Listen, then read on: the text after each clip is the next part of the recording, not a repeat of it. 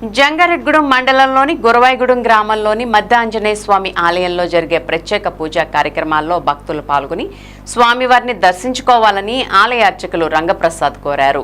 మంగళవారం స్వామివారికి ప్రీతికరమైన రోజు కావడంతో ఆలయం వద్దకు భక్తులు పోటెత్తారు. తెల్లవారుజాము నుంచే స్వామివారికి ప్రత్యేక పూజలు జరిపారు. భక్తులు ఆలయం చుట్టూ ప్రదక్షిణలు చేసి మొక్కుబడులు చెల్లించుకుని స్వామివారిని దర్శించుకుని తీర్థ ప్రసాదాలు స్వీకరించారు. అదేవిధంగా చలివేంద్రం ద్వారా మజ్జిగ అన్నప్రసాద భవనంలో అన్నప్రసాదాన్ని స్వీకరించారు. ఈ సందర్భంగా ఆలయ అర్చకులు రంగప్రసాద్ మాట్లాడుతూ మధ్య ఆంజనేయ స్వామి ఆలయంలో ప్రతి శనివారం స్వామివారికి పంచామృతాలతో అభిషేకం జరుపుతున్నామని, అదేవిధంగా స్వామివారి జన్మ నక్షత్రమైన పూర్వభద్ర నక్షత్రాన్ని పురస్కరించుకుని సోవర్చల హనుమత్ కళ్యాణం జరుపుతున్నామని తెలిపారు.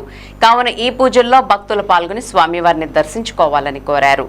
ఈ కార్యక్రమంలో ఆలయ కార్యనిర్వహణాధికారిని ఆర్వి చందన, సూపరింటెండెంట్లు జవ్వాజీ కృష్ణ, కురగంటి రంగారావు తదితరులు పాల్గొన్నారు.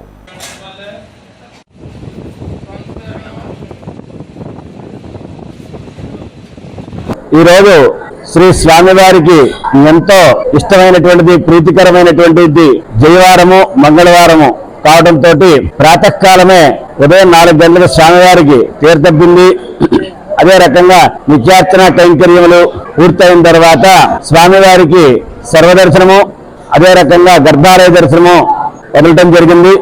భక్తులు వారి వారి ఇష్టానుసారంగా సర్వదర్శనము, అదే రకంగా గర్భాలయ దర్శనాన్ని దర్శించుకుంటూ ఉంటున్నారు. ఆలయంలో భక్తులకి ఏ రకమైనటువంటి ఇబ్బందులు లేకుండా అదే రకంగా అన్నప్రసాద వితరణ అన్నప్రసాదం సార్లు జరుగుతుంది.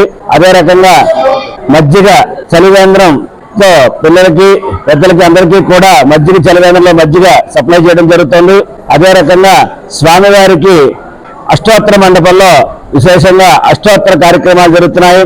కాబట్టి ఈ కార్యక్రమాలన్నింటినీ కూడా స్వయంగా పర్యవేక్షణ చేస్తున్నటువంటి వారు కార్యనిర్వహణాధికారిని ఆర్వి చందన గారి ఆధ్వర్యంలో సిబ్బంది కృషితో ఏ రకమైనటువంటి ఇబ్బంది లేకుండా, భక్తులకు అసౌకర్యం లేకుండా కార్యక్రమాలను కూడా దిగ్విజయంగా జరుగుతున్నాయి. ఈ శనివారం నాడు స్వామివారికి విశేషంగా పంచామృత అభిషేక కార్యక్రమం జరుగుతుంది.